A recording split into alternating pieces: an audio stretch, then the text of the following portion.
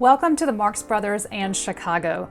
On this virtual tour, we will walk to the Marx Brothers Chicago home, learn about a subgenre of film called anarchic comedy, and also see where the Marx family once owned a chicken farm.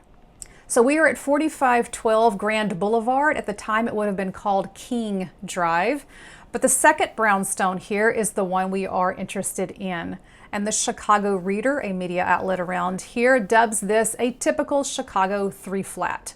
So we're looking at 3 stories here, and you can see on the front there a lovely facade. And if you look at the side of the house, as well as if you go to the other side in the back, you see these cheaper bricks. And they're definitely utilizing the prettier stone in front to show off the front of the house, and then the cheaper brick is going to make up the rest, since most people are not going to see that. So there are definitely some embellishments there on the architecture around the porch area and that second balcony. There's an iron fence, you can see, with very little yard. But nonetheless, a lovely house that the Marx Brothers would have lived here in the 1910s. Let me give you another look at it if I can with my camera. So here we are, coming up from the other side of it. The purchase price, as Groucho tells us, was about $20,000, which is over $500,000 today.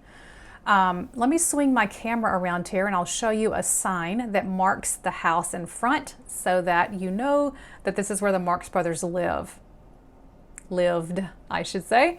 So this sign gives you a little bit information about when they lived here, what they were doing when they lived here, and then of course those Hollywood movies that would ultimately make them famous. So at this point when they were living here, the oldest brothers were pretty much young men, and they were perfecting their comedy act on the vaudeville stage.